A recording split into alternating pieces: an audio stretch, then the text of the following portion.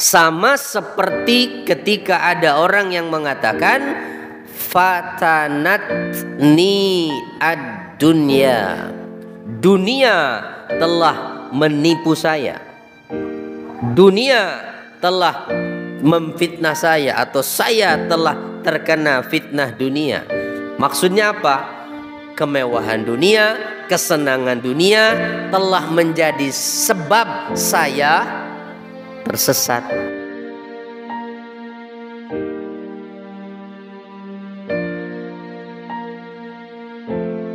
Assalamualaikum warahmatullahi wabarakatuh. Ayat yang barusan kita baca ini masih tujuan utamanya adalah fi taqririt tauhid wan nubuwah wal ba'si wal jaza. Masih tentang penetapan akidah tauhid. Ya, kasih Pak. Wah, saya duluan Pak.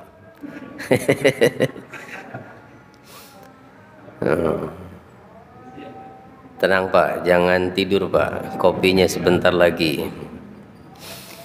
Menetapkan tentang akidah tauhid, kedua tentang kenabian Nabi Muhammad khususnya, dengan menceritakan kisah Nabi Ibrahim. Dalam hal ini doa yang dipanjatkan oleh Nabi Ibrahim nanti. Ketiga tentang adanya hari kebangkitan dan pembalasan, di mana ayat-ayat yang tadi kita baca itu mencakup itu semua, ya, mencakup itu semua. Penetapan akidah tauhid, penetapan nabi atau kenabian Muhammad, menetapkan adanya hari kebangkitan dan hari pembalasan. Wa idz qala Ibrahim,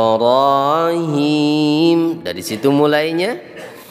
Dan ingatlah ketika Ibrahim berkata, yaitu berdoa maksudnya. Rabbi ij'al hadzal balada amina. Wahai Tuhanku, kata Nabi Ibrahim, ij'al hadzal balada, jadikanlah negeri ini aminan, sebagai negeri yang aman. Wajnubni, dan jauhkanlah diriku, wabaniya, serta anak keturunanku, an na'budal asnam, dari keadaan kami menyembah berhala-berhala itu. Jauhkan kami dari keadaan itu, wahai Tuhanku. Begitu. Ini doanya Nabi Ibrahim. Jadikan negeri ini, yaitu negeri apa yang dimaksud? Makkah, sebagai negeri yang aman. Aiza amnin, negeri yang memiliki keamanan.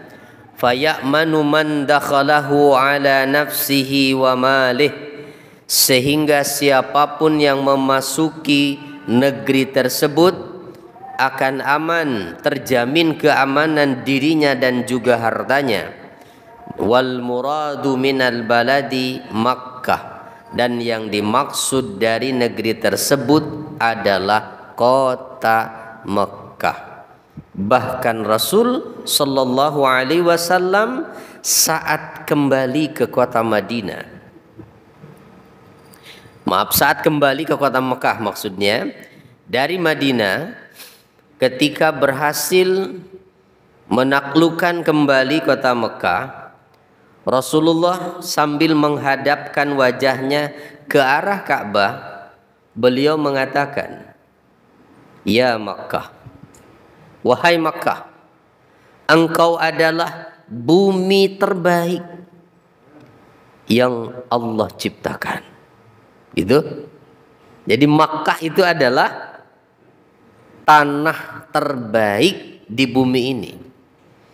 Sampai Nabi mengatakan, seandainya aku tidak terusir dari negerimu wahai Makkah, aku tidak akan pernah keluar meninggalkanmu.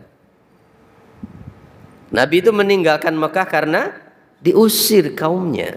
Sehingga ya hijrah ke mana? Ke Madinah. Bismillah.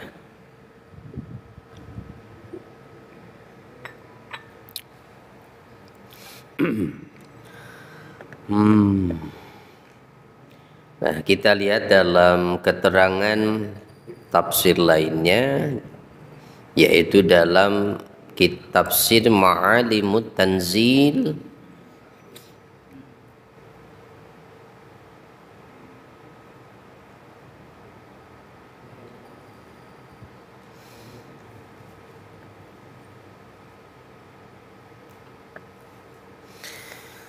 Nah, ada yang berkomentar begini, Pak.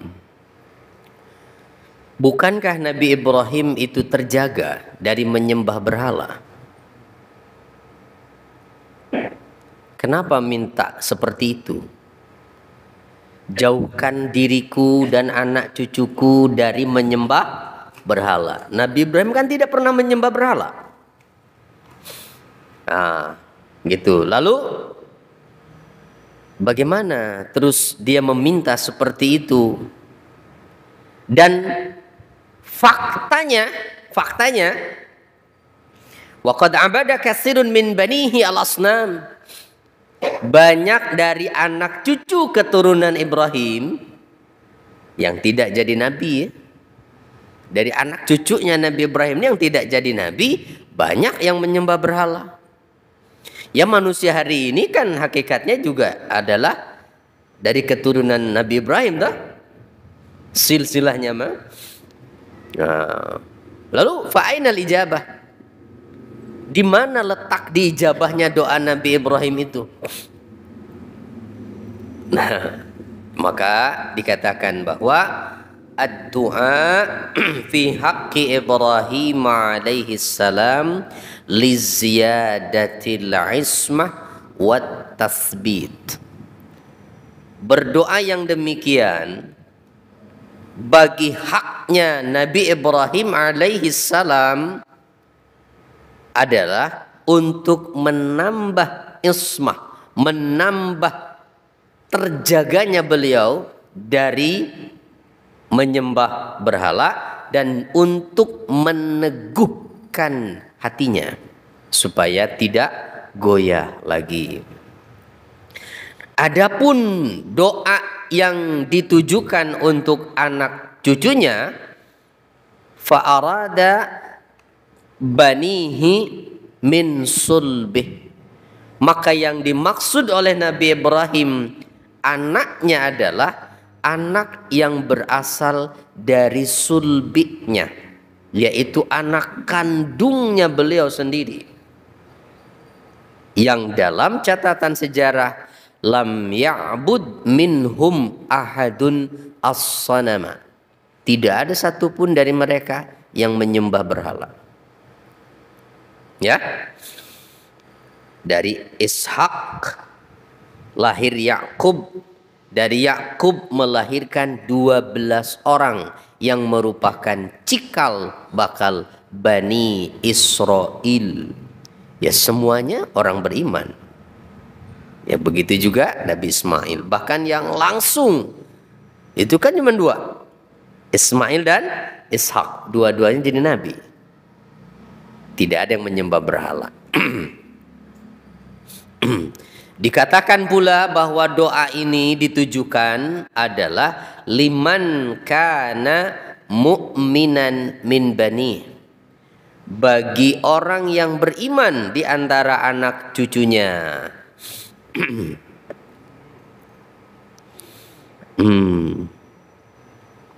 Kita lanjut lagi doanya, lihat. Lanjutan dari doanya apa? Rabbi innahunna adlalna katsiran minan nas. Ya Tuhanku, ya Rabb, sesungguhnya berhala-berhala itu telah menyesatkan banyak dari manusia. Oke, apa maknanya? Berhala kok bisa menyesatkan? Iya, berhala kan benda mati. Kok diperlakukan dengan bahasa seakan-akan dia itu makhluk hidup? Menyesatkan. Berhala-berhala itu telah menyesatkan banyak manusia. Apa maksudnya? Nah, yang dimaksud adalah dengan pernyataan ini bahwa innahunna adlalna katsiran minan nas.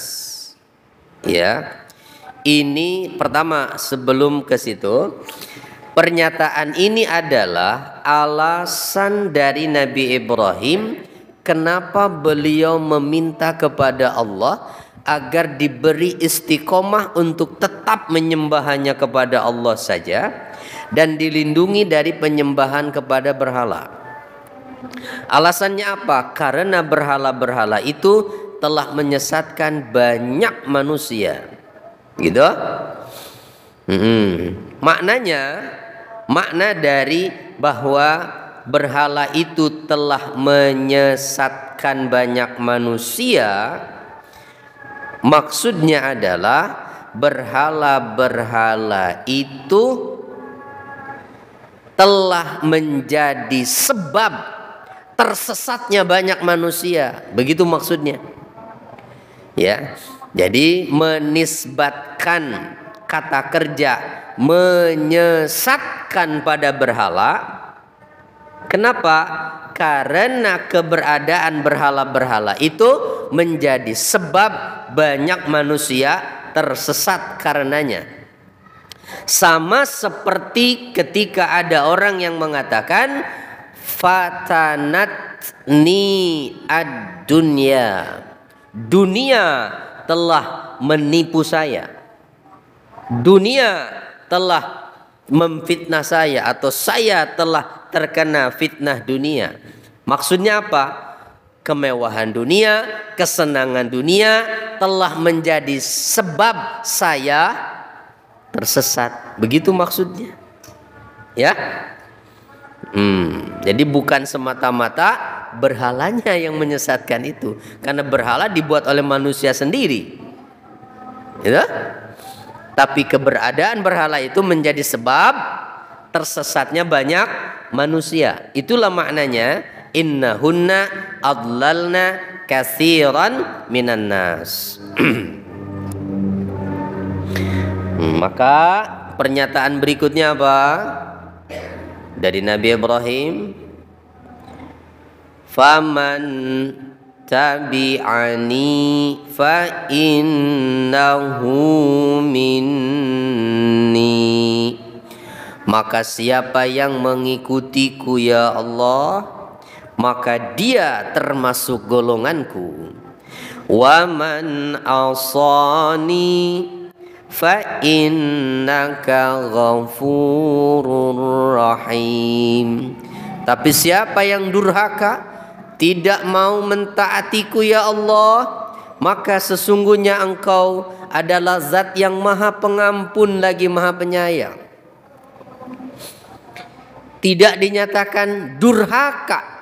Ketika ada orang yang durhaka kepadaku, itu artinya yang tidak mau taat kepadaku ya Allah, itu bukan hak diriku untuk menentukannya. Seakan-akan begitu pernyataannya itu, ya. Jika ada orang yang tidak mau mengikuti perintahku ya Rabb, ya Tuhanku, dari umatku ini, doanya Nabi Ibrahim mengatakan begitu, maka itu bukan hakku untuk menentukannya ya Allah. Terserah engkau.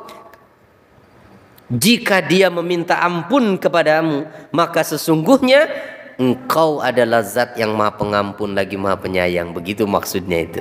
Artinya apa?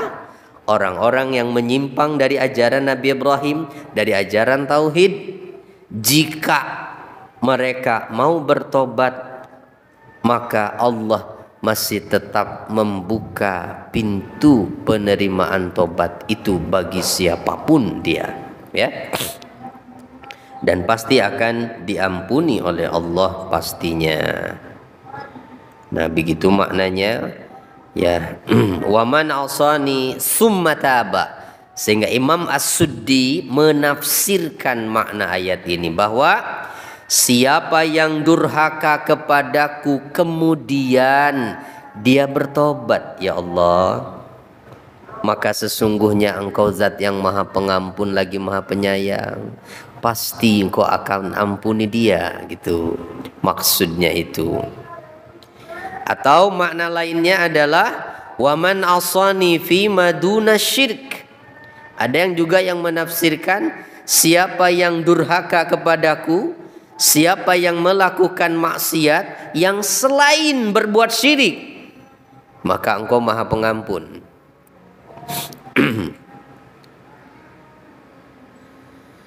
Baik, nah ini adalah doanya Nabi Ibrahim. Ada yang nanti menarik doa berikutnya, di mana doa tersebut dipanjatkan pada saat meninggalkan istri dan putranya Ismail. Ya, kita lihat mana ayat lanjutannya.